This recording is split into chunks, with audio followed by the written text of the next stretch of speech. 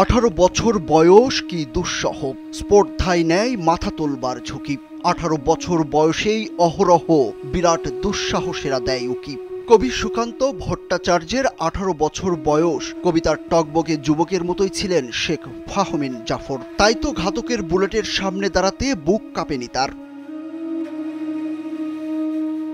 শত শত ছোড়রা গুলি ঝাঁঝরা করে দেয় কলেজ ছাত্র ফাহমিনের পাঁজর। কোটা আন্দোলনে গেল 18 জুলাই দুপুরে শিক্ষার্থীদের বিক্ষোভ চলাকালে রাজধানীর উত্তরার আজমপুরে ছোড়রা গুলিতে ঘটনাস্থলেই মারা যান তিনি। ছেলের নিথর দেহের বর্ণনা দিতে গিয়ে বারবার মূর্ছা যাচ্ছিলেন বাবা আবু জাফর। খালাম্মা, আমি আপনার মোবাইলে সেলফিন ইনস্টল করে দিতেছি। আপনার রেমিটেন্সের টাকা আপনি নিজেই জমা করতে পারবেন। সেলফিন, আগামীর ব্যাংকিং। আমার ছেলে অত্যন্ত মেধাবী সম্পন্ন ছিল।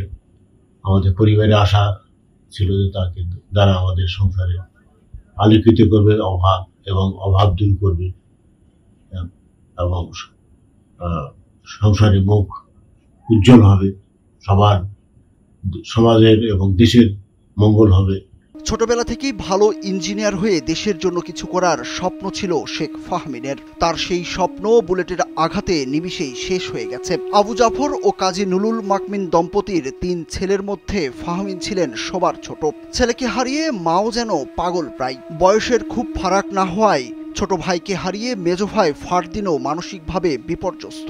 চিকিৎসা নিতে হচ্ছে মনোরোগ বিশেষজ্ঞের কাছে।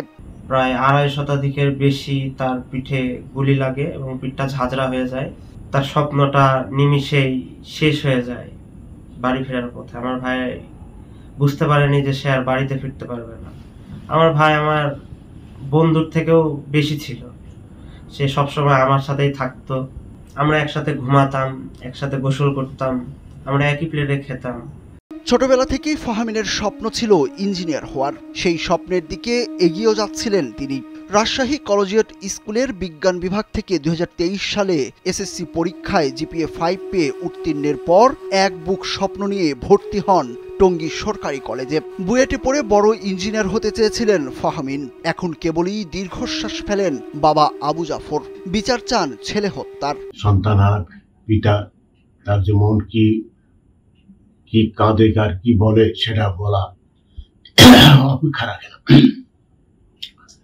আমি আশা রাখি যে আর কোনো বাবা মায়ের কোল না যেন খালি না হয়, আর আমার সন্তানের সঠিক বিচার দাবি করছি। স্বজন ও প্রতিবেশীরা জানান অত্যন্ত মেধাবী ছিলেন ফাহমিন। তার অকালে ঝরে যাওয়া কোনোভাবেই মেনে নিতে পারছেন না তারা। এভাবে যে একটা ভালো স্টুডেন্টের জীবন ঝরে পড়বে এটা কোনোভাবেই মেনে নেওয়া যায় না। সে হয়তো দেশের জন্য কিছু করতে পারতো, তার ইঞ্জিনিয়ার হওয়ার স্বপ্ন ছিল। তার বাবা খুব ভালো মানুষ, একজন নিরীহ প্রকৃতির মানুষ, অনেকদিন ধরে আমাদের এলাকাতে থাকে, সবার সাথে ভালো একটা সুসম্পর্ক রাখে। ফাহমিনের গ্রামের বাড়ি নওগাঁর আত্রাই উপজেলার তারাটিয়া গ্রামে। তবে বাবা আবু জাফরের চাকরির সুবাদে দীর্ঘ 30 বছর ধরে রাজশাহী শহরে বসবাস করে আসছেন তার পরিবার। ঢাকায় ভর্তির কারণে ছেলেকে নিয়ে উত্তরার দক্ষিণখানের একটি ভাড়া বাসায় থাকতেন মা কাজী নুলুল মাকমিন। সুরুজ আহমেদ, কালবেলা।